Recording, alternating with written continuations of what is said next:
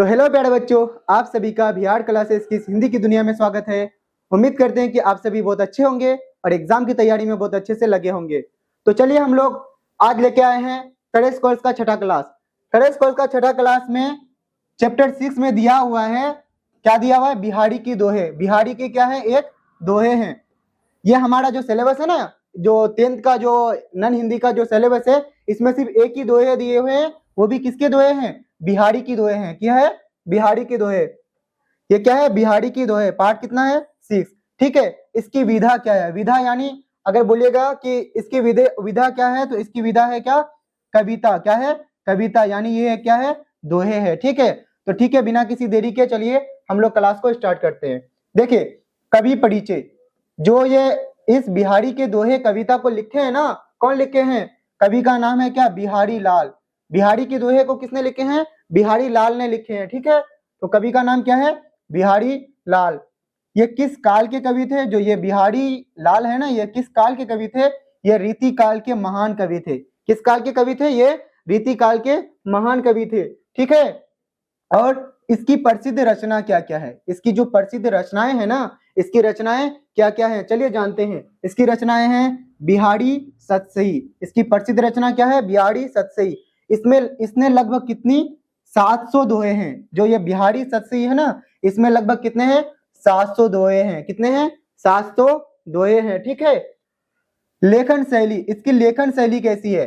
गागर में सागर भरना। क्या है? गागर में सागर भरना। इसका मतलब अर्थात क्या है कि गागर में सागर भरना यानी कम शब्दों में, बहुत कम बातों में क्या, बहुत सारी बातों को बता देना। बहुत कम शब्दों में बहुत सारी बातों को बता देना। इसी का मतलब क्या होता है? गागर में सागर भरने का मतलब क्या होता है? इसका अर्थ क्या होता है कि कम शब्दों में बहुत ज्यादा बातों को बता देना। ठीक है।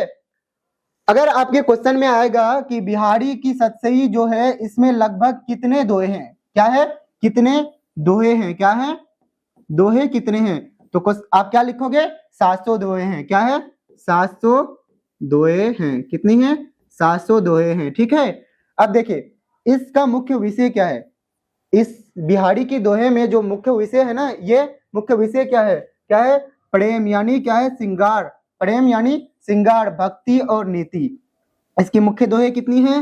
3 दोहे हैं। 3 क्या है? मुख्य विषय कितनी है? 3 मुख्य विषय हैं। प्रेम, भक्ति और नीति। ठीक है। यानी प्यार से रहना, भक्ति से रहना, मलिन रहना, भक्त में मलिन रहना, उसके बाद और नीति। ये सभी क्या है? ये सभी इसकी विषय हैं, यानी विशेषताएं हैं। क्या है? विशेषताएं। अब दूसरी बातें क्या है? ठीक है, देखते हैं क्या है कि इस दोहे का सारांश क्या है। ये जो बिहारी के दोहे हैं ना, इस दोहे का सारांश क्या है? बिहारी के दोहे के 3 मुख्य श्रेणियों में बटे हुए हैं। ये जो बिहारी की दोहे है ना, ये कितनी मुख्य श्रेणियों में बटे हुए हैं? 3 मुख्य श्रेणियों में बटे हुए हैं। ये क्या है?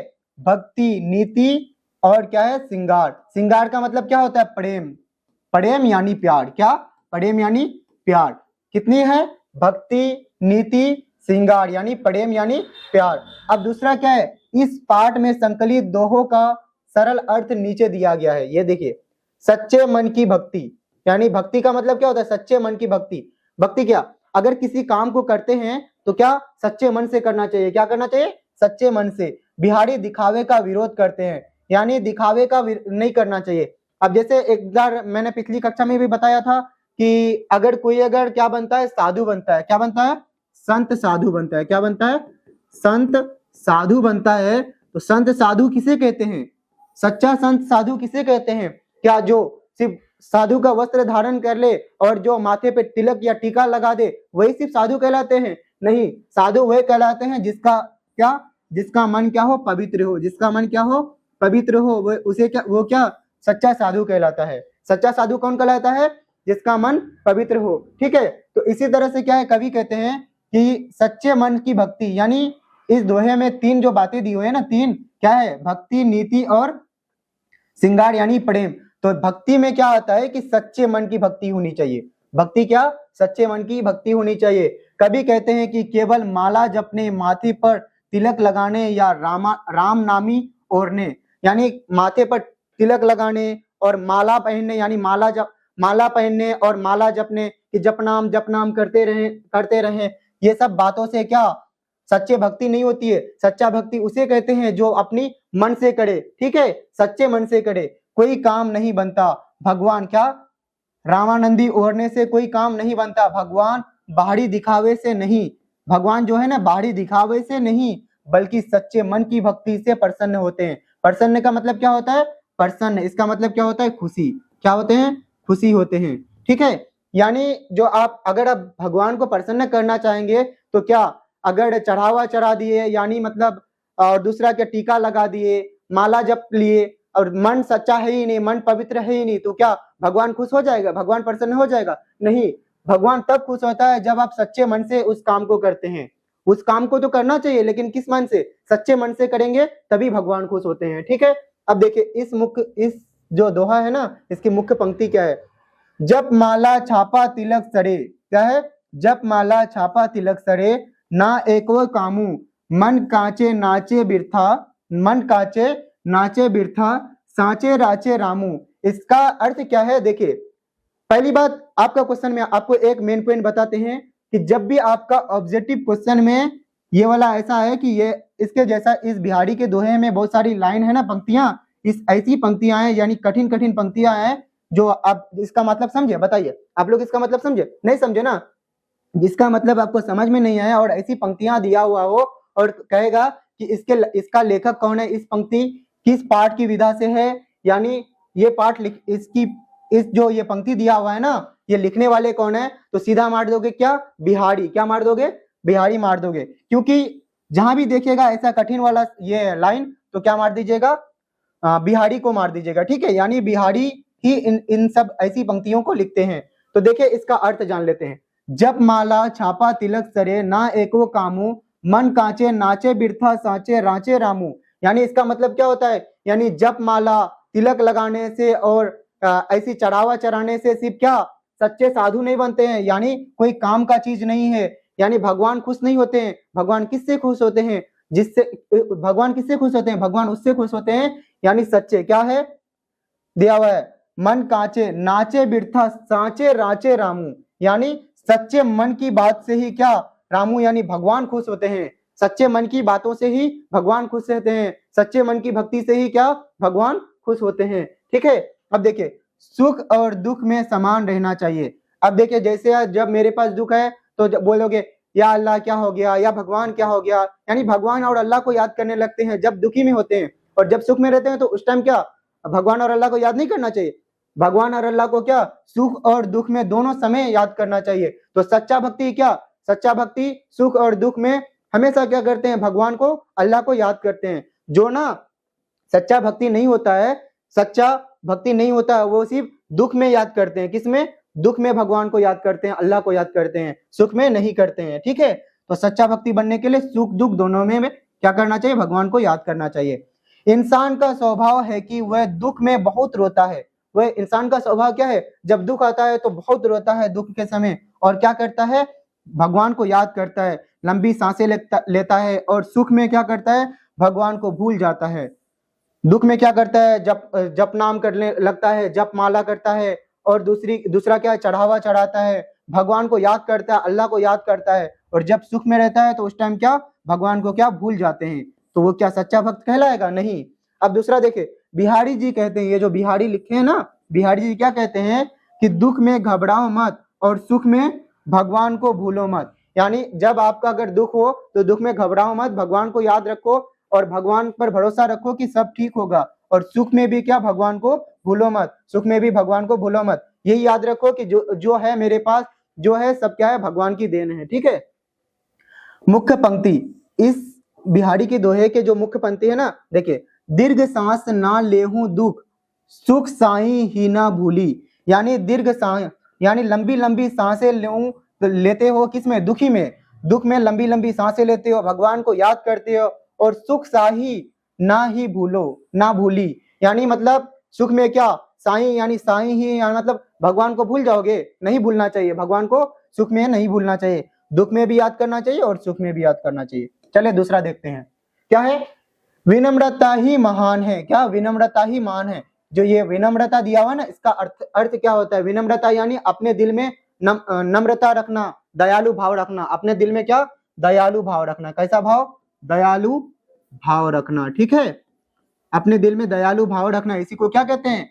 विनम्रता कहते हैं। विनम्रता ही महान है, यानी दूसरे को विनम्रता ही महान है, यानी इसका अर्थात क्या है कि दूसरे को माफ कर देना, यानी अपने दिल में दयालु भाव रखना ही महान कहलाता है। ठीक है, और दूसरा क्या है? जिस प्रकार नल का पानी जितना नीचे, इस पंक्ति में दिया हुआ है, इस जो कविता दिया हुआ है ना, दोहे में दिया हुआ है कि जिस प्रकार नल का पानी जितना नीचे होकर चलता है उतना ही ऊपर तेजी से चढ़ता है, उसी प्रकार मनुष्य जितना विनम्र होकर रहता है वह जीवन में उतना ही ऊंचा उठता है। ये नल का तात्पर्य किससे दिया हुआ है? मनुष्य से, यानी किससे दिया हुआ? नर से। नर यानी मतलब मनुष्य मर्द का होता है। ठीक है, अब दूसरा देखिए कि अगर विनम्र इंसान, जो दयालु भाव वाला इंसान होता है, विनम्र व्यक्ति होता है, वो क्या हमेशा ऊपर होता है। क्या होता है? हमेशा तेजी से ऊपर उठता है। और उसी तरह से देखिए, आप अगर टैंक को ऊपर रखिएगा और नल को नीचे रखिएगा तो बताइए नल में ज्यादा पानी आएगा, या जब नल को ऊपर रखिएगा और टैंक को नीचे रखिएगा तब ज्यादा पानी आएगा? जब टैंक ऊपर रहेगा, जब नल नीचे रहेगा तब नल में ज्यादा पानी आता है ना। यानी इसका अर्थ क्या है कि मनुष्य को विनम्र रहना चाहिए। अगर विनम्र दयालु भाव रहेगा तभी महान व्यक्ति बनेगा। ठीक है, यानी जितना नीचे झुकोगे उतना ऊपर उठोगे, जितना नीचे झुकोगे उतना ऊपर उठोगे, इसका मतलब है। देखिए, अब देखिए मुख्य पंक्ति है कि नर की अरु नल नीर गति एके कड़ी जोए, जे तो नीचे है चले ते तो ऊंचा होए। ये जो मैंने बताया ना अभी कि नर की अरु नल नीर, नर की अरु नल नीर, यानी नर का मतलब नल से क्या है? नल, ये नर है ना, नर का नल से क्या किया गया है? कंपैरिजन किया गया है। ठीक है, नल से कंपैरिजन किया गया है। गति एके कड़ी जोए, यानी नल जो नीचे रहता है टंकी से तभी वो ज्यादा पानी देता है। उसी तरह से नर को विनम्र से झुक करके रहना चाहिए। जे तो नीचो चले ते तो ऊंचे हुए, यानी इसका अर्थ क्या है कि जब नीचा आदमी अगर जितना नीचा झुकने का कोशिश करेगा, यानी जितना विनम्र दयालु भाव में रहेगा, जितना दूसरे को माफ करने की क्षमता रखेगा अपने अंदर में, उतना क्या होगा? वो ऊंचा उठेगा। ठीक है, नाम से नहीं गुण से बड़प्पन मिलता है। इसका अर्थ क्या है कि कोई व्यक्ति सिर्फ नाम से बड़प्पन नहीं होता है। जिसका नाम हो गया क्या? राम, तो वो क्या राम हो गया? नहीं, नाम से कोई नहीं बनता है, यानी कर्म से बनता है। उसका बड़प्पन होता है गुण से। किससे? गुण से। राम नाम रखने से क्या हो जाएगा? राम जैसा नहीं मिलेगा, उसका व्यक्तित्व राम जैसा नहीं होता है, नाम से नहीं होगा, उसका कर्म होना चाहिए राम जैसा। देखिए, बिहारी जी कहते हैं कि केवल बड़ा नाम रख लेने से कोई बड़ा नहीं हो जाता। जैसे धतूरे को भी कनक सोना कहा जाता है, लेकिन उससे गहने नहीं बनाए जा सकते, उसी प्रकार बिना गुणों के कोई महान नहीं होता। धतूरे को भी क्या कहा जाता है? कनक, यानी सोना कहा जाता है, लेकिन क्या उसका कंपैरिजन सोना के साथ किया जा सकता है? नहीं किया जा सकता है। यानी नाम बड़ा रखने से सिर्फ नहीं होता है, काम बड़ा होना चाहिए। ठीक है, इसका मुख्य पंक्ति क्या है कि बड़े ना हुजे गुणन बिनु बिरद बड़ाई पाए, कहत धतूरे सो कनक गहनो गड़ियो ना जाए। देखो, गहरो गणियो ना जाए, इसका मतलब क्या है कि सिर्फ नाम बड़ा होने से नहीं होता है, काम बड़ा होने से होता है, यही मतलब है। ठीक है, अब दूसरा देखिए कि ये जो राधा कृष्ण की भक्ति है, जो राधा और कृष्ण की, जो राधा है ना कृष्ण की जैसे भक्ति करते हैं, इसके बारे में बताया गया है। कभी राधिका, जो कवि राधिका जी राधा से प्रार्थना करते हैं, जो कवि बिहारी है ना, ये राधिका जी यानी राधा से प्रार्थना करते हैं कि वह उनके सांसारिक कष्टों को दूर करे, यानी उसकी जो कष्ट है दुनिया में, इस दुनिया में जितनी सारी भी कष्ट है, मुसीबतें हैं, उलझने हैं, उन सबको क्या करे? दूर करे। राधा की परछाई पड़ने से ही भगवान श्री कृष्ण जी जो नीले सांवले रंग के हैं, हरे रंग प्रसन्नता की तरह चमक उठते हैं। देखिए, मुख्य पंक्ति क्या है कि मेरी भव बाधा हरो राधा नगरी सोई, जात तन की झाई पड़े श्यामू हरिद दुती हुई। यानी मतलब क्या है, मैं जो प्रार्थना कर रहा हूँ किससे? राधा से, राधा नगरी, यानी यह राधा की नगरी में जो मैं प्रार्थना कर रहा हूँ, अगर राधा की छाया मेरे पर पड़ जाए तो जो राधा और क्या ये कृष्ण दोनों है क्या?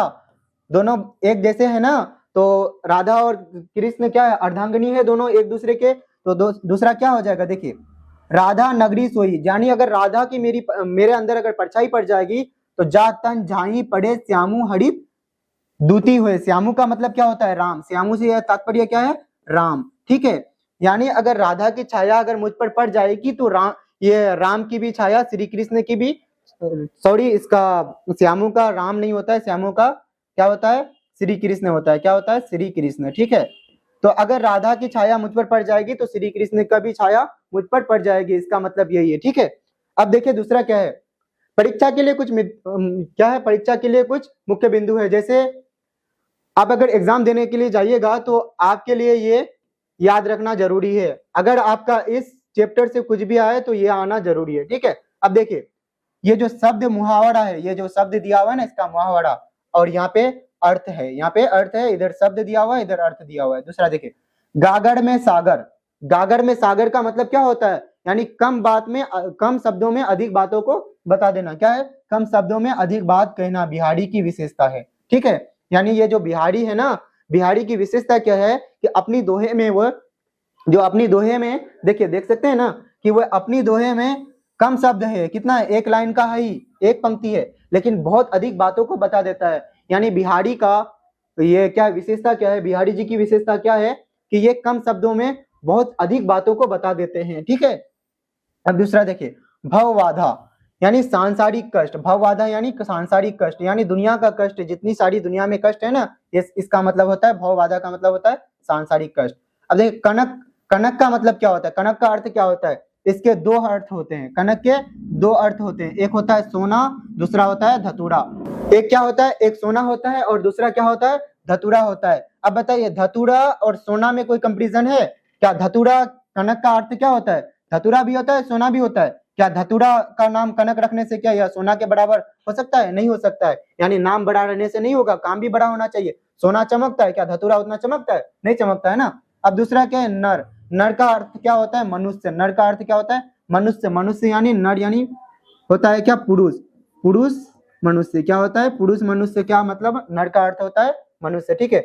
दूसरा है नीर, नीर का अर्थ क्या होता है, जल यानी पानी, नीर का अर्थ क्या होता है, जल यानी पानी। आपको अगर ऑब्जेक्टिव में दिया हुआ कि निम्नलिखित शब्दों में निम्नलिखित में दिए हुए नीर का अर्थ क्या है, अगर दिया होगा पानी, वायु, हवा, उसके बाद इसी तरह से वायु का हवा ही होता है, वायु, हवा, उसके बाद बोलेगा आपका धरती, तो क्या नीर का अर्थ क्या होता है, नीर का अर्थ होता है जल पानी। जिस ऑप्शन में जल या पानी रहेगा उसमें टिक लगा दीजिएगा, ठीक है। अब दूसरा देखिए, आडंबर, आडंबर का अर्थ क्या होता है, बाहरी दिखावा, आडंबर का अर्थ क्या होता है, बाहरी दिखावा, जिसका बिहारी ने विरोध किया है।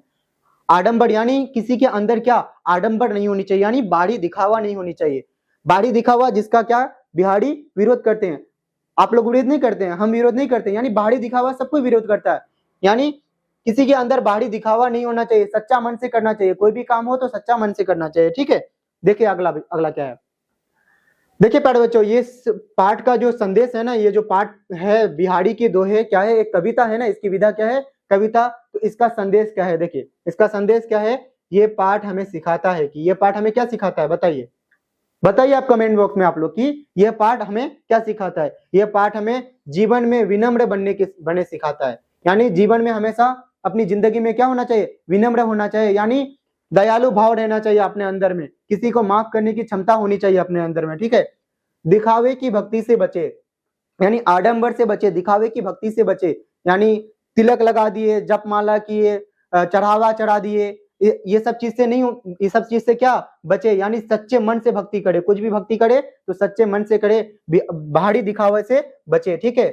अब दूसरा क्या है, सुख दुख दोनों में समान व्यवहार रखे, यानी दुख में भगवान अल्लाह को याद कर लिए और दुख में भगवान अल्लाह को याद कर लिए और सुख में भगवान अल्लाह को भूल गए, ऐसा नहीं होना चाहिए। इस पाठ से हमें क्या सीख मिली कि हमें सुख और दुख हमेशा क्या करना चाहिए, सुख और दुख दोनों में हमेशा क्या करना चाहिए, अल्लाह या भगवान को याद करना चाहिए, यानी सुख दुख हमेशा समान होता है, कभी सुख कभी दुख, अगर सुख है तो दुख आ जाएगा, दुख है तो सुख आ जाएगा, ये दोनों क्या है, 4 दिन की जिंदगी की है, 4 दिन की है, ठीक है, ये ज्यादा दिन टिकते नहीं है। अपने अंदर गुणों का विकास करे, इसका मतलब ज्यादा दिन टिकते नहीं है क्या, इसका मतलब क्या है कि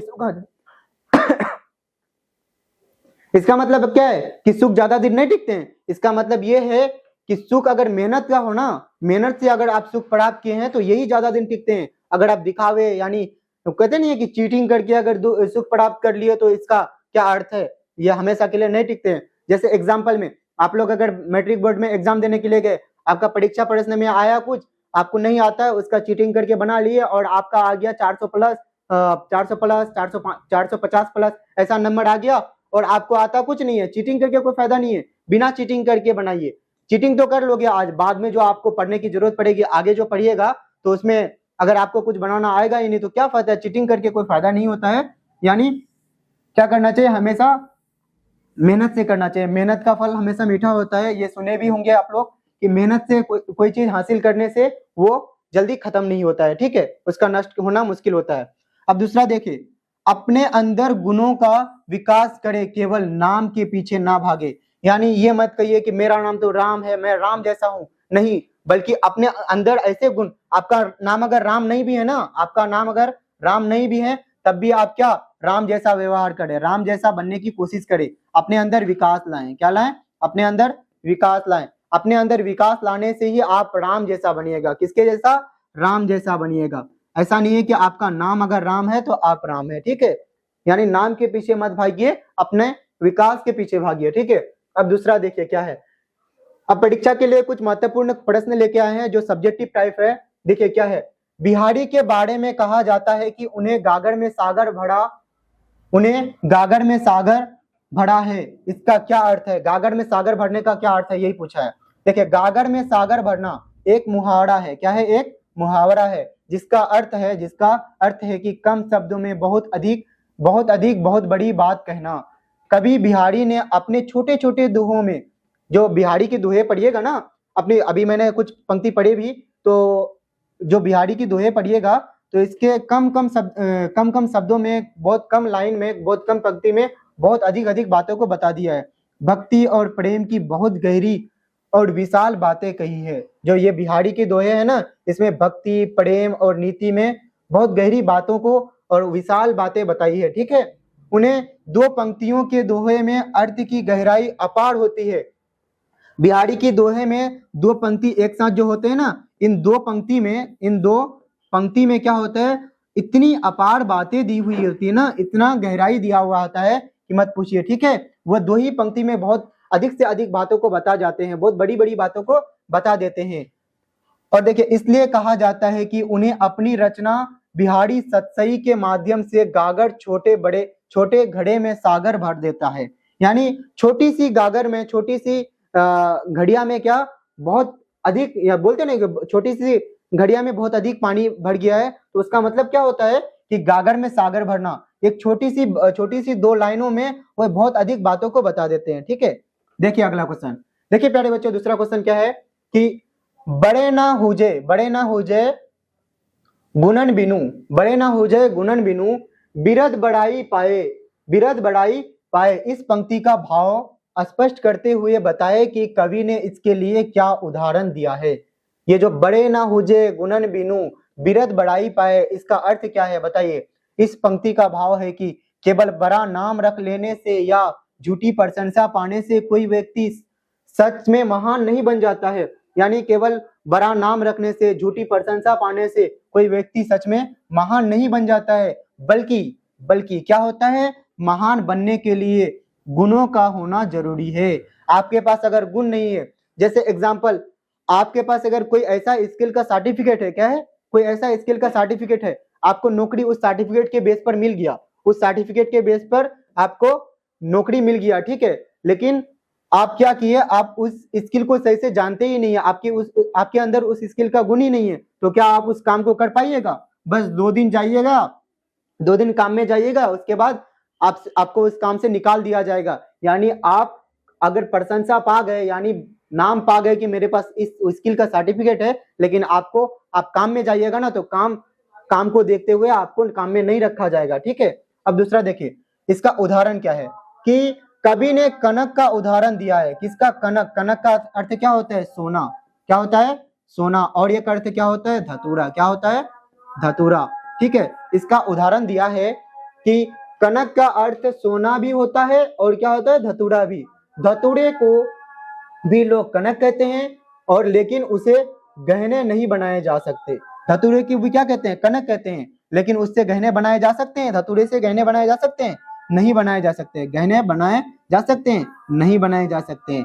उसी प्रकार बिना गुणों के केवल नाम से कोई बड़ा नहीं होता। लेकिन सोने से तो गहने बनाए जा सकते हैं, सोने से गहने बनाए जा सकते हैं, लेकिन धतूरे से बनाए जा सकते हैं, धतूरे से नहीं बनाए जा सकते हैं। ठीक है, तो यानी इसका अर्थ यही होता है कि सिर्फ नाम से कुछ नहीं होता है, काम आना भी चाहिए। ठीक है, कर्म भी होने चाहिए अच्छे।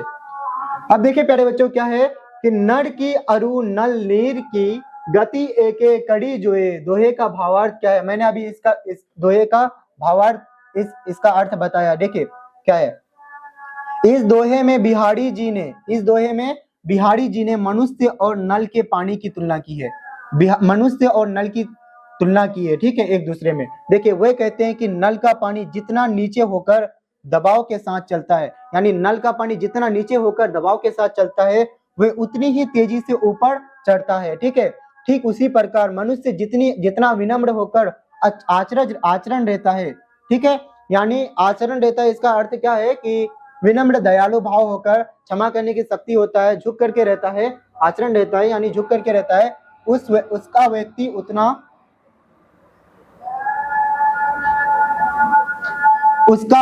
उतना ही ऊंचा उठता है। क्या होता है? उसका व्यक्तित्व उतना ही ऊंचा उठता है और उसे समाज में उतना ही अधिक सम्मान मिलता है, उसे समाज में उतना ही अधिक क्या मिलता है?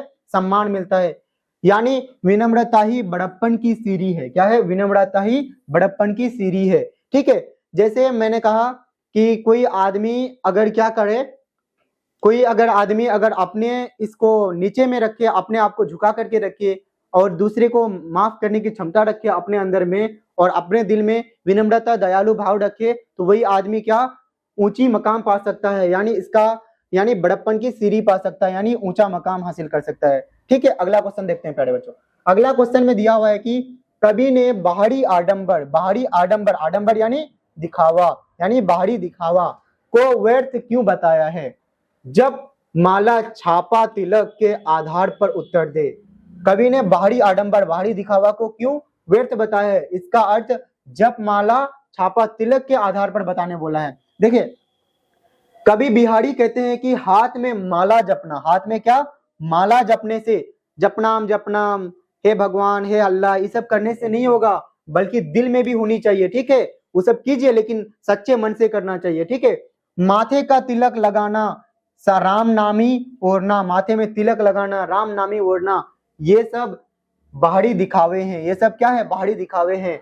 यदि व्यक्ति का मन कांच कच्चा अस्थिर है और उसमें सच्ची भक्ति नहीं है तो ये सब कोई काम का नहीं है, बेकार है, कोई काम का नहीं है। आप दिखावे का कुछ भी कर लीजिए लेकिन भगवान आपसे क्या होगा? भगवान अल्लाह आपसे क्या?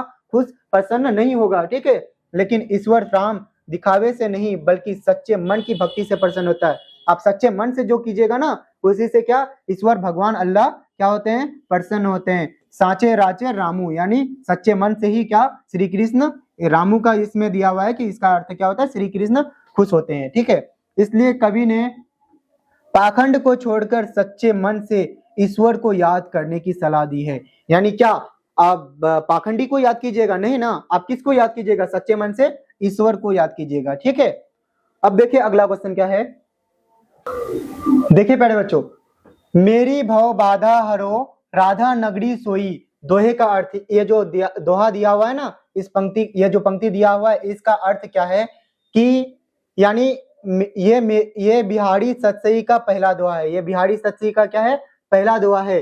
आपके क्वेश्चन में आएगा कि ये जो लाइन दिया हुआ ना, ये पंक्ति अगर दिया हुआ रहेगा और बोलेगा कि ये बिहारी सतसई का कौन सा दोहा है, तो बोलेगा आपकी पहला दोहा है। कौन सा दोहा है? पहला दोहा है। ठीक है, अब दूसरा देखे, इसमें कवि बिहारी चतुर नागरी राधिका जी की स्तुति करते हुए कहते हैं कि राधा जी आप मेरे सांसारिक कष्टों भावों को दूर करें। कवि कहते हैं कि आपके राधा के शरीर की सुनहली परछाई पड़ने से मात्र सांवले रंग वाले भगवान श्री कृष्ण हरित दूती हरे रंग के अत्यंत प्रसन्न हो जाते हैं। भाव यह है कि राधा की कृपा से श्री कृष्ण प्रसन्न हो जाते हैं, इसलिए राधा ही कवि के दुख दूर कर सकती है। यानी इसका अर्थ क्या है कि जो बिहारी है ना, ये किसकी प्रेरणा करती है, किसकी प्रार्थना करती है? किसकी? राधा की। राधा जी से कहते हैं कि राधा जी आप मेरी सांसारिक कष्टों को दूर करें। सांसारिक कष्टों को यानी दुनिया की उलझनों को, दुनिया की परेशानियों को दूर करें। ठीक है, आपका अगर छोटा सा परछाई भी मेरे अंदर पड़ जाए, आप अगर छोटा सा परछाई भी डाल दीजिएगा तो आपकी परछाई आपकी कृपा से, राधा की जो कृपा से क्या हो जाएगा, यानी राधा की जो कृपा से, आपकी कृपा से कृष्ण जी प्रसन्न हो जाएंगे, कृष्ण जी प्रसन्न हो जाएंगे। जो किस प्रकार के हैं, हरे रंग के अत्यंत प्रसन्न हो जाएंगे। हरित दूती, परछाई पड़ने वाले सांवले रंग वाले भगवान। ये आपके अगर क्वेश्चन में आएगा कि श्री कृष्ण कैसे रंग वाले भगवान हैं, तो क्वेश्चन में आंसर में अगर लिखिएगा कैसे रंग वाले हैं, सांवले रंग के भगवान हैं। ठीक है, और क्या है, हरे रंग के अत्यंत प्रसन्न हो जाएंगे। अगर वो जब खुश होता है ना, हरे हरे प्रसन्न हो जाएंगे। ठीक है, इसका मतलब क्या बताया कि अगर राधा जी खुश होकर के आप अगर कृपा कीजिएगा हम पर, तो क्या श्री कृष्ण प्रसन्न होकर के वो भी हम पर कृपा करेंगे। ठीक है, अब दूसरा देखिए क्या है। तो प्यारे बच्चों, तो हम लोगों ने समरी और सब्जेक्टिव क्वेश्चन इन दोनों को देख लिया। समरी को तो बहुत अच्छे से पढ़ लिया। तो देखिए अब हम लोग बिना किसी देरी के ऑब्जेक्टिव्स को लगाते हैं और ऑब्जेक्टिव्स को सही से लगाते हैं और देखते हैं कि कितना क्वेश्चन बनता है। ठीक है, देखिए आप लोग कितना क्वेश्चन बनता है। बिहारी के दोहे, ये जो बिहारी की दोहे है ना, इस पाठ के रचयिता कौन है? ये जो बिहारी की दोहे हैं, इस पाठ के रचयिता कौन है? कौन है? कबीरदास, सूरदास, बिहारी लाल, तुलसीदास। कौन है? बिहारी लाल। कौन है? बिहारी लाल। ऑप्शन नंबर सी हो जाएगा। ठीक है, अब देखिए अगला क्वेश्चन। देखिए बिहारी किस काल के कवि हैं? ये जो बिहारी है ना, ये किस काल के कवि हैं? अब देखिए ये किस काल के कवि हैं? तो ये किस काल के कवि हैं? रीति काल के कवि हैं। किस काल के कवि हैं? रीति काल के। ये क्वेश्चन ना दो तरह से आते हैं। जैसे काल लिखा हुआ है, क्या लिखा हुआ है? काल लिखा हुआ है, तो आप क्या बोलिएगा? रीति काल के कवि हैं। किस काल के? रीति काल के। ठीक है, और आपको अगर दूसरा अगर कहेगा कि बिहारी किस तरह के कवि हैं, कहा जाएगा कि बिहारी किस तरह के कवि हैं, तब आप क्या लिखिएगा? तब आप लिखिएगा, अब अगर क्वेश्चन में आएगा बिहारी किस तरह के कवि हैं, बिहारी क्या है? बिहारी किस तरह के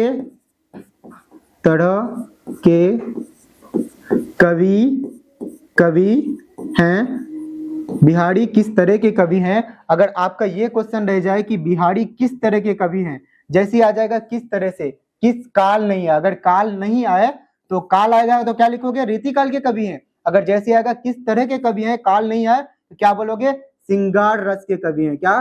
प्रेम मार्गी, यानी श्रृंगार के कवि हैं। क्या है? श्रृंगार के कवि हैं। ठीक है, किसके? श्रृंगार के कवि हैं। ठीक है, देखिए अगला क्वेश्चन क्या है प्यारे बच्चों। देखिए बिहारी की सुप्रसिद्ध रचना का नाम क्या है? जो सुप्रसिद्ध उसकी रचना है ना, ये उस रचना का नाम क्या है? उस रचना का नाम क्या है? बिहारी रत्नाकर, बिहारी सतसई, दोहावली, साखी। क्या है? बिहारी सतसई। क्या है? Bihari Satsai. Option number B हो जाएगा। ठीक है प्यारे बच्चों, चले देखिए अगला क्या है।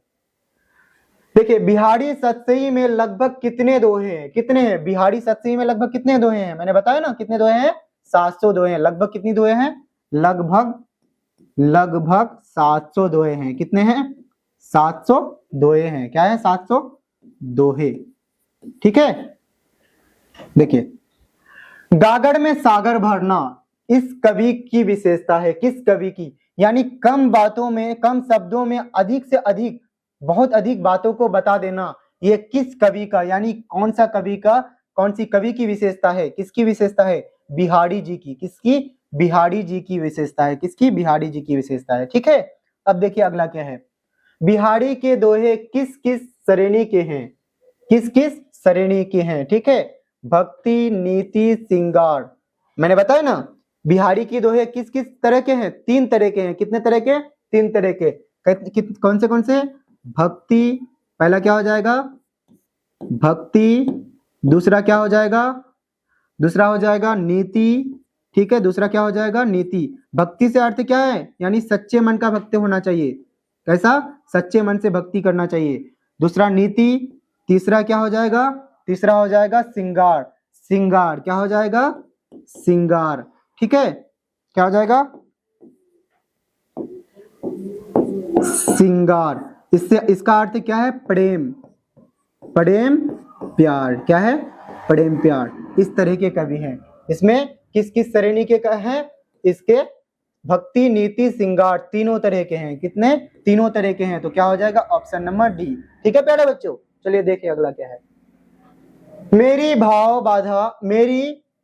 बाधा हरो राधा, सोई रिक्त स्थान को भरे। ये जो पंक्ति दिया हुआ है ना, इसमें जो बीच में जो खाली जगह छूटा हुआ है इसको भरे। चतुर, गोरी, नागरी, प्यारी, मेरी भव बाधा हरो नागरी सोए। क्या हो जाएगा? हरो नागरी सोए। अभी पढ़े ना इस पंक्ति को, हरो नागरी सोए, यानी राधा की नगरी में राधा जी ने अगर मुझ पर कृपा कर ली तो श्री कृष्ण भी कृपा कर लेंगे, श्री कृष्ण खुश हो जाएंगे, प्रसन्न हो जाएंगे। ठीक है, अब देखे भव बाधा का अर्थ क्या होता है? शारीरिक कष्ट, सांसारिक कष्ट, मानसिक रोग, भगवान का भजन। मैंने अभी बताया ना भव बाधा का अर्थ क्या होता है? भव बाधा का अर्थ क्या होता है? सांसारिक कष्ट। क्या होता है? सांसारिक कष्ट। देखिए क्या होता है? सांसारिक कष्ट। तो ऑप्शन नंबर क्या हो जाएगा? बी। ठीक है, देखिए अगला क्या है। देखिए नागरी शब्द का अर्थ क्या है? बताइए प्यारे बच्चों, नागरी शब्द का अर्थ क्या है? क्या है? नगर में रहने वाली, चतुर, समझदार, सुंदर, गोपी। नागरी शब्द का अर्थ क्या है? बताइए, नागरी शब्द का अर्थ क्या है? सुंदर। क्या है? नागरी शब्द का अर्थ है सुंदर। क्या है? सुंदर। ठीक है प्यारे बच्चों, देखिए अगला क्या है। आप किसकी परछाई झाई पड़ने से श्याम का मतलब क्या? कृष्ण दूती प्रसन्न हो जाते हैं। यानी किसकी, वो कौन है जिसकी परछाई पड़ने से श्री कृष्ण श्याम खुश हो जाएंगे, यानी प्रसन्न हो जाएंगे। ठीक है, कौन? गोपियों की, यशोदा की, राधिका की या ललिता की? किसकी परछाई पड़ने से खुश हो जाएंगे? राम नहीं, श्री कृष्ण किसकी परछाई पड़ने से खुश हो जाते हैं? किसकी? राधिका से तात्पर्य क्या है? राधा की परछाई पड़ने से। किसकी? राधा की परछाई पड़ने से श्री कृष्ण क्या हो जाएंगे? खुश हो जाएंगे। ठीक है, अब दूसरा देखिए, जप माला छापा तिलक सरे न एको कामू, इसमें किस चीज का विरोध किया है? भक्ति का, पूजा का, बाहरी आडंबर दिखावे का, मंदिर जाने का। किसका किया है? बाहरी आडंबर दिखावे, यानी आडंबर का अर्थ क्या होता है? दिखावे, यानी बाहरी दिखावे का क्या किया है? विरोध किया है। क्या किया है? विरोध किया है। किसका? बाहरी दिखावे का। तो ऑप्शन नंबर सी हो जाएगा। ठीक है, अब दूसरा देखिए क्या है। दूसरा है कि कांचे मन का क्या अर्थ है? शीशे जैसा मन, कच्चा अस्थिर मन, सच्चा मन, कठोर मन। कांचे मन का अर्थ क्या है? कांचे मन का क्या अर्थ हो जाएगा? कच्चा अस्थिर। कांचे मन नहीं होना चाहिए, यानी कच्चा मन नहीं होना चाहिए। अगर किसी काम को हम लोग करते हैं तो उसको सच्चा भाव से, यानी दृढ़ संकल्प के साथ करना चाहिए। ये कच्चा मन से नहीं करना चाहिए, यानी बाहरी आडंबर दिखावा से नहीं करना चाहिए, सच्चे मन से करना चाहिए। तो क्या हो जाएगा? कच्चा और स्थिर। ठीक है, जिसका स्थिरता नहीं हो। ठीक है, ऑप्शन नंबर बी हो जाएगा। ठीक है प्यारे बच्चों, देखिए अगला क्या है। राम ईश्वर किस प्रकार के मन से प्रसन्न होते हैं? क्या कच्चे मन से प्रसन्न होते हैं? बताइए, किस मन से प्रसन्न होते हैं? साचे, सच्चे मन से, झूठे, लालची। किस मन से प्रसन्न होते हैं? सच्चे मन से प्रसन्न होते हैं। क्या? सच्चे, साचे का अर्थ क्या होता है? सच्चे मन से, सच्ची भक्ति से क्या होते हैं? ईश्वर यानी अल्लाह प्रसन्न होते हैं, खुश होते हैं। ठीक है, अब देखिए प्यार है। मन को दीर्घ सांस, लंबी आहें कब नहीं लेनी चाहिए? सुख में, दुख में, पूजा में, सोते समय। यानी मनुष्य को दीर्घ सांस, लंबी आहें कब नहीं लेनी चाहिए? सिर्फ दुख में नहीं लेनी चाहिए, सुख में भी लेनी चाहिए। किसमें? सिर्फ दुख में नहीं लेनी चाहिए, सुख में भी लेनी चाहिए। ठीक है, दूसरा क्या है देखिए, सुख साईं ना भूली। यहाँ साईं का अर्थ क्या है? फकीर, स्वामी, मित्र, गुरु। साईं का अर्थ क्या है? ईश्वर, स्वामी, अल्लाह। ठीक है, देखिए सुख साईं यानी आपका जब दुख होता है तभी आप अल्लाह भगवान को याद करते हैं। जब सुख आ जाए आपके पास तब आप साईं को यानी अल्लाह भगवान को भूल जाते हैं। ये गलत है। ये क्या है? गलत है। यानी दुख सुख में भी क्या? अल्लाह भगवान को याद करते रहना चाहिए। ठीक है, अगला देखिए क्या है। कभी सुख में क्या ना करने की सलाह देते हैं?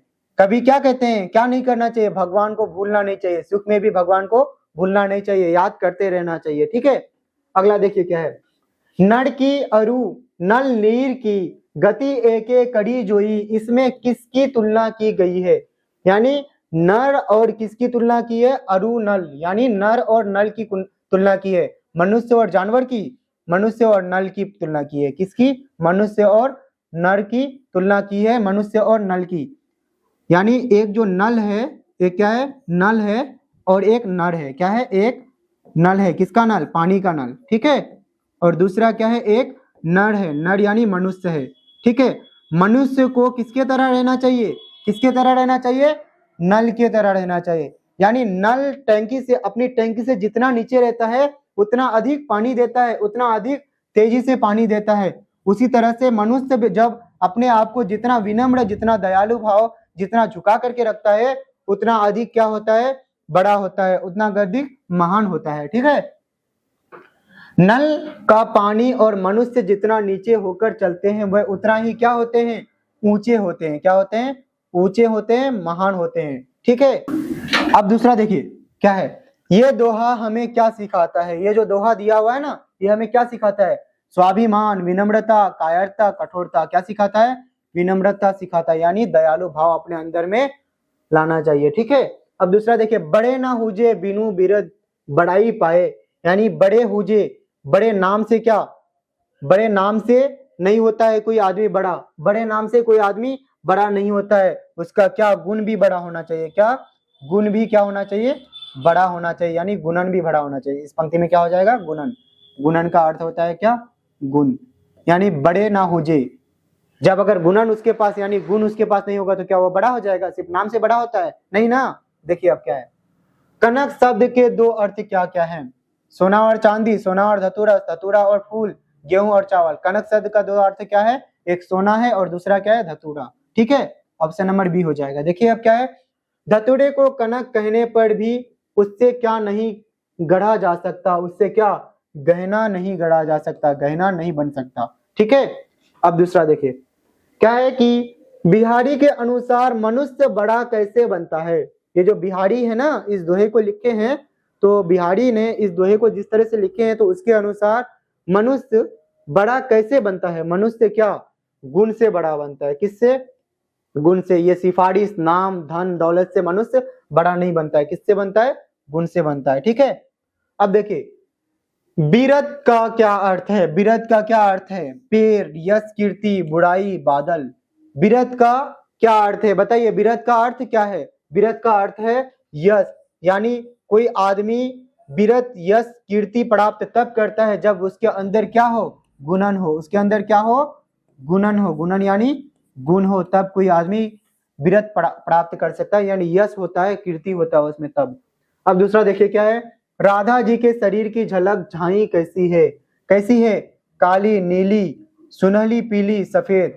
राधा जी की जो, राधा जी के शरीर की झलक है ना, वो कैसी है? वो कैसी है? वो है सुनहली और पीली। क्या है? सुनहली, यानी सुनहरी टाइप की है, ठीक है।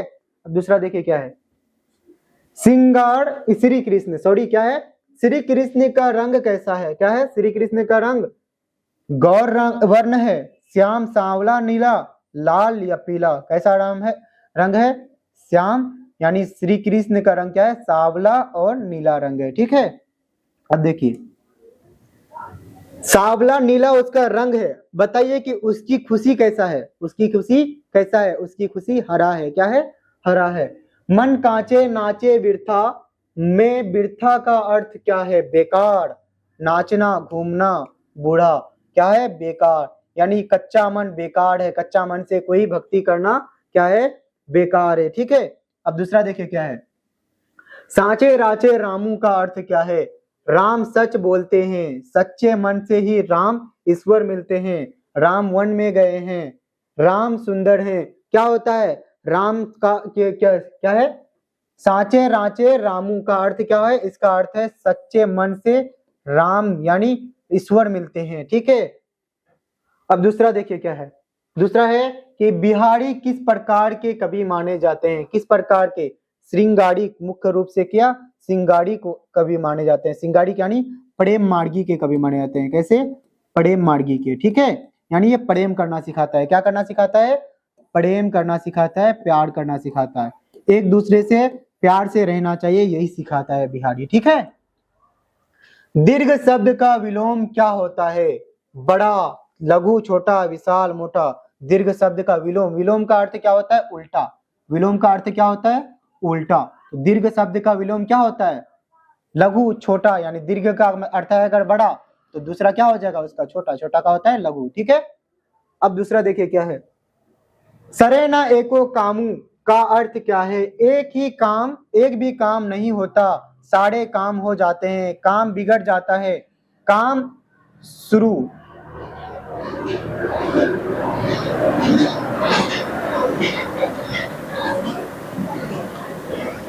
काम शुरू करना। तो सरेना एको कामू का अर्थ क्या हो जाएगा? बताइए, सरेना एको कामू का अर्थ क्या हो जाएगा? एक भी काम नहीं होगा। यानी अगर आप कच्चे मन से, कच्चे साचे कहे ना, बोले है ना कि कच्चे मन से आप किसी काम को करेंगे तो वो क्या? एक भी काम पूरा नहीं होगा। ठीक है। अब दूसरा देखिए क्या है। अरु शब्द का क्या अर्थ है? अरु, और, नहीं, अरे, अगर। अरु शब्द का अर्थ क्या है? अरु शब्द का अर्थ क्या हो जाएगा? और। ठीक है। अब दूसरा देखिए क्या है कि जेतो और तेतो शब्दों का प्रयोग किस दोहे में हुआ है? ये जो दो लाइन का दोहा होता है ना, ये किस दोहे में जेतो और तेतो का प्रयोग हुआ है? किस दोहे में हुआ है? नल नीर वाले दोहे में हुआ है। ठीक है। देखिए अगला क्वेश्चन क्या है। देखिए, गोपियों को किसके ध्यान में मग्न बताया गया है? पाठ के भाव के अनुसार उद्धव, कृष्ण, बलराम, नंद। किसमें मग्न रहने के बारे में बताया गया है? कृष्ण के ध्यान में मग्न रहने को बताया गया है गोपियों को। ठीक है। अब अगला देखिए, दूती शब्द का अर्थ है। दूती शब्द का अर्थ क्या होता है? ये जो दूती है ना, इस शब्द का अर्थ क्या होता है? क्या होता है? दूत, चमक, आभा, दूसरा या दो। ये दूती शब्द का अर्थ क्या होता है? क्या होता है? चमक और आभा। दूती का अर्थ होता है चमक। ठीक है। अब दूसरा देखिए क्या है कि गहनों शब्द का अर्थ है गहरा, गहना, आभूषण, गरहन, घर। क्या होता है? गहनों शब्द का अर्थ क्या होता है? गहना। गहनों शब्द का अर्थ क्या होता है? आभूषण यानी गहना। ठीक है। अब अगला देखिए क्या है। श्याम हरित दूती हुई में कौन सा अलंकार है? उपमा, श्लेष, क्योंकि रंगों के कई अर्थ हैं, यमन, अनुप्रास। कौन सा अर्थ है? बताइए कौन सा अर्थ है? कौन सा अर्थ है? बताइए कौन सा हो जाएगा? श्लेष, यानी क्योंकि रंगों के कोई अर्थ नहीं होते हैं। श्याम हरित दूती हुई यानी रंगों के कोई अर्थ नहीं होते हैं। ठीक है। देख, बिहारी ने कनक धतूरा से गहना ना बनने का उदाहरण देकर क्या समझाया है?